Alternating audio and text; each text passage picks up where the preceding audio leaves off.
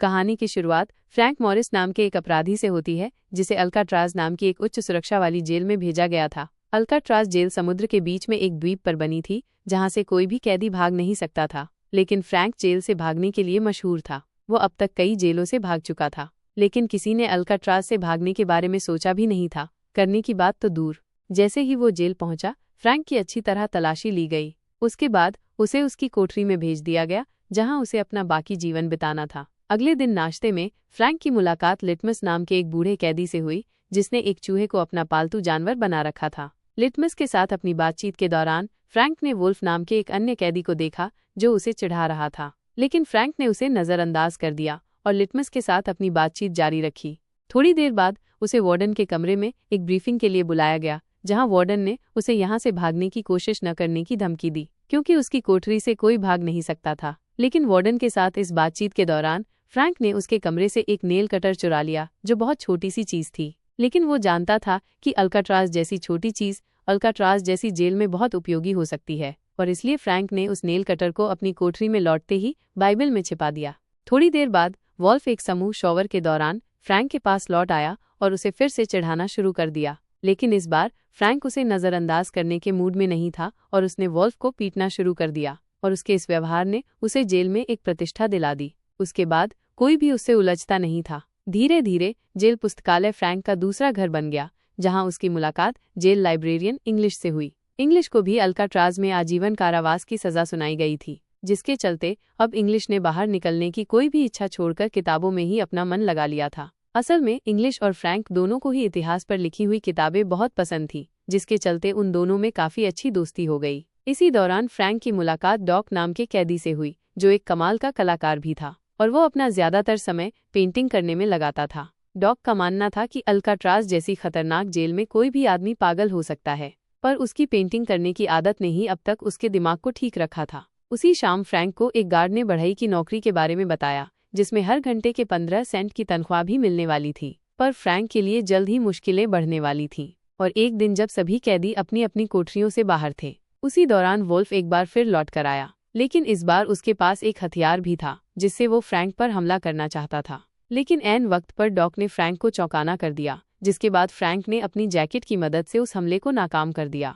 अब वुल्फ और फ्रैंक के बीच लड़ाई छिड़ गई, और जब गार्डों ने उन्हें रोकने की कोशिश की तो वुल्फ ने गार्ड पर भी हमला कर दिया, जिसके बाद उन दोनों को ही डी ब्लॉक की एकांत कारावास में भेज दिया गया। एकांत कारावास में कैदी को अकेले रखा जाता था। ये एक पिंजरा था जहां कोई भी कैदी नहीं जाना चाहता था, और अब फ्रैंक को इस पिंजरे में सिर्फ अपने आप को बचाने की वजह से जाना पड़ रहा था। इस बात से उसे बहुत गुस्सा आ रहा था। 2 हफ्ते तक उसी पिंजरे में रहने के बाद जब फ्रैंक को आज़ाद किया गया, तो लिटमस ने अपने चूहे के जरिए फ्रैंक को खुश करने के लिए एक वेलकम नोट भेजा। वापस आने के बाद फ्रैंक की अपने पड़ोसी चार्ली से भी दोस्ती हो गई, जो वहां एक बहुत बड़ी चोरी की सजा काट रहा था, और उसने फ्रैंक को बताया कि उसे सीमा पार करके भागने का बहुत ज्यादा दुख था, क्योंकि उसकी इसी गलती ने उसके जुर्म को और बड़ा बना दिया। अगले दिन वार्डन ने बिना किसी को बताए जेल का दौरा करने का फैसला किया, जिस दौरान उसे एक कैदी की कोठरी में अपनी तस्वीर दिखाई दी, जो पहले तो उसे बहुत पसंद आई, पर अगले ही सेकेंड उसने सभी पेंटिंग्स को बाहर निकालने का आदेश दिया, और उसके इसी फैसले ने डॉक को अंदर से पूरी तरह तोड़ दिया।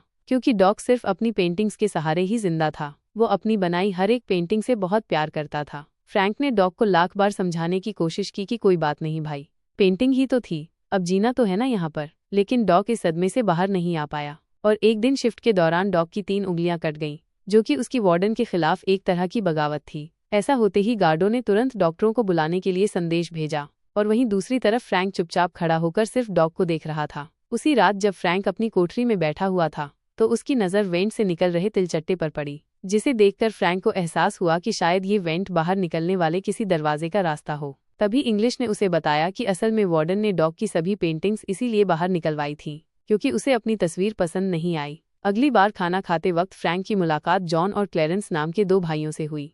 फ्रैंक से हुई, जिन्होंने उसे एक पिछली जेल की मुलाकात से पहचान लिया था, और अब अपनी बातचीत के दौरान वे लोग अल्काट्राज के बारे में बात कर रहे थे कि कैसे इस जेल से भागना नामुमकिन था, क्योंकि जेल चारों तरफ से पानी से घिरी हुई है, और अब उनके मुताबिक उन्हें अपनी पूरी जिंदगी यहीं बितानी पड़ेगी। पर उनकी इस बातचीत ने फ्रैंक के दिमाग में एक नए विचार का बीज बो दिया, और अब फ्रैंक इतिहास बनाना चाहता था। वह इस जेल से भागने वाला पहला इंसान बनना चाहता था। उसी रात फ्रैंक ने वार्डन के कमरे से चुराए नेल कटर की मदद से अपने कमरे की ग्रिल के आसपास मौजूद सीमेंट को कुरेदना शुरू कर दिया, और जैसे ही उसे गार्डों के पैरों की आवाज आती तो वो उस नेल कटर को बाइबल में छिपाकर उसे पढ़ने का नाटक करने लग जाता, ताकि किसी को भी उस पर शक न हो। समय के साथ उसकी मेहनत रंग भी लाने लगी और धीरे धीरे ग्रिल के आसपास की सीमेंट कमजोर पड़ने लगी। उधर मुलाकात के समय जब इंग्लिश और चार्ली अपने परिवार वालों से मिलने के लिए गए तो इंग्लिश अपनी बेटी से बात करने में काफी हिचकिचा रहा था, क्योंकि उसकी बेटी अब उसकी मौजूदगी में काफी बड़ी हो चुकी थी और इंग्लिश को अपनी बेटी का बचपन न देख पाने का बहुत ज्यादा अफसोस था।